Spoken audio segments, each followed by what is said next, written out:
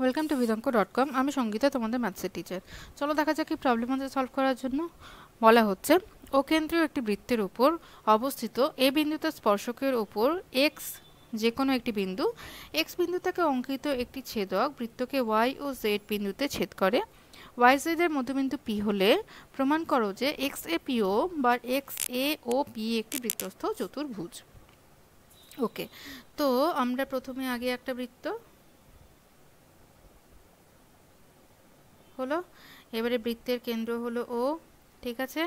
আচ্ছা, এবারে বৃত্তের উপর অবস্থিত এ বিন্দু, তো এই বিন্দু ধরে নিলাম এ। বি বিন্দুতে এ বিন্দুতে অঙ্কিত স্পর্শক, তো এই বিন্দুতে অঙ্কিত স্পর্শক হলো এই, তার উপর একটি বিন্দু হচ্ছে এক্স, ঠিক আছে। আচ্ছা, এবারে এক্স বিন্দু থেকে অঙ্কিত একটি ছেদক, তো একটি ছেদক, এই হলো ছেদক যেটা বৃত্তকে ওয়াই ও জেড বিন্দুতে ছেদ করছে, ঠিক আছে। তো ওয়াই জেড এর মধ্যবিন্দু হলো পি, ঠিক আছে। তো এবারে বলছে যে এক্স এ পিও, তো এক্স এ পিও তো আমাদের হচ্ছে না, আমাদের হচ্ছে এক্স এ ও পি। তো এটাকে প্রমাণ করতে হবে এটা একটা বৃত্তস্থ চতুর্ভুজ, ঠিক আছে। তো বৃত্তস্থ চতুর্ভুজ প্রমাণ করতে গেলে আমরা যদি প্রমাণ করি এর বিপরীত কোণগুলো পরস্পরের সম্পূরক, মানে angle X plus angle O equals to 180 degree, তাহলেই প্রমাণিত হবে যে এটা একটি বৃত্তস্থ চতুর্ভুজ, ঠিক আছে। তো আমাদের প্রমাণ করতে কি হবে? প্রমাণ করতে হবে এক্স এ ও পি একটি বৃত্তস্থ চতুর্ভুজ, ওকে। বা আমাদের প্রমাণ করতে হবে অ্যাঙ্গেল এক্স, বা আমি যদি পরিষ্কার করে লিখি A X P, angle A X P plus angle A O P is equal to 180 degree, okay. আচ্ছা, এবারে চলে যাই প্রমাণে। আচ্ছা, আমাদের কিছু অঙ্কন করার দরকার নেই, একবারে প্রমাণে চলে যাই।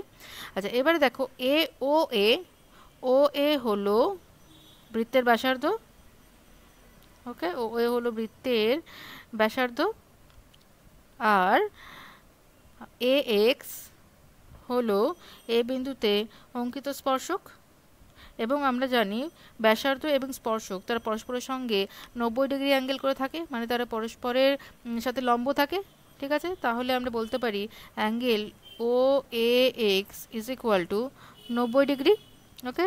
যেহেতু ও এ হচ্ছে এ এক্সের সাথে পারপেন্ডিকুলার, ফাইন। আচ্ছা, এবারে দেখো এই অ্যাঙ্গেল, এখানে এই যে ওপি হচ্ছে এই যে কর্ডটা জেড ওয়াই তার উপরে পারপেন্ডিকুলার, কারণ বলেছে যে পি হলো ওয়াই জেড এর মধ্যবিন্দু, তাই তো।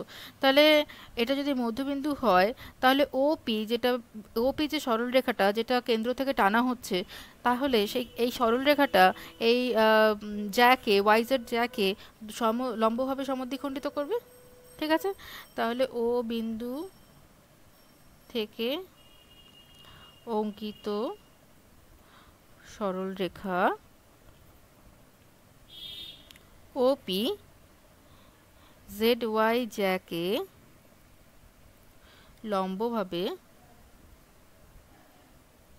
সমদ্বিখণ্ডিত করেছে, কারণ যেহেতু পি হচ্ছে মধ্যবিন্দু, এটা আমাদের একটা থিওরেমই আছে যে কোনো কেন্দ্র থেকে যদি আমরা সরলরেখা টানি, ঠিক আছে, এবং সেটা হচ্ছে জ্যাকে লম্বভাবে সমদ্বিখণ্ডিত করে।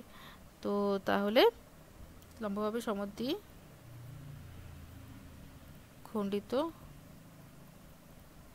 করবে, ঠিক আছে। তো মানে লম্ব হবে, তাহলে আমরা বলতে পারি যে সমদ্বিখণ্ডিত করেছে, সেটা তো আমরা বলেই দিয়েছে যে যেহেতু পি হচ্ছে মধ্যবিন্দু, ঠিক আছে। তো তাহলে আমরা বলতে পারি এখান থেকে যে O P is perpendicular to Z Y.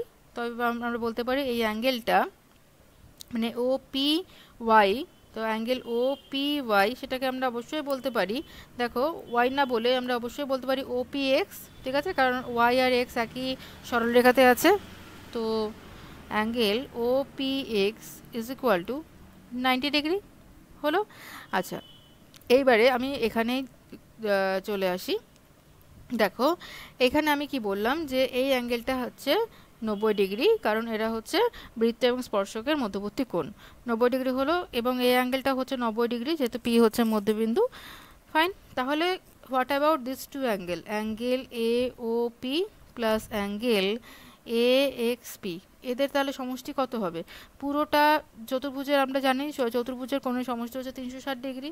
ঠিক আছে, তো 360 থেকে যদি আমরা দুটো 90 বাদ দিয়ে দিই, তাহলে 360 ডিগ্রি মাইনাস 180 ডিগ্রি, তাহলে দাঁড়াচ্ছে কি angle A O P plus angle A X P is equal to 180 degree. তো এটাই আমরা প্রমাণ করব বলেছিলাম, যে angle A O P plus angle A X P is equal to 180 degree.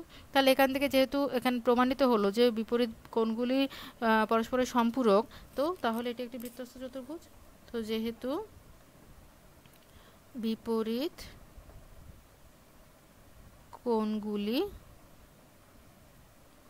পরস্পরের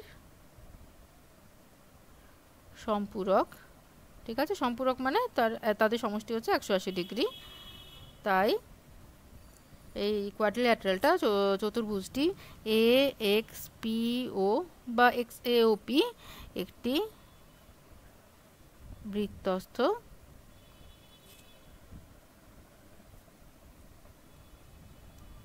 চতুর্ভুজ। ওকে, তো প্রমাণিত হলো। Thank you for watching vidanko.com। অঙ্কের আরও প্রবলেম এবং সলিউশনের জন্য আমাদের ওয়েবসাইট অবশ্যই ব্রাউজ করো।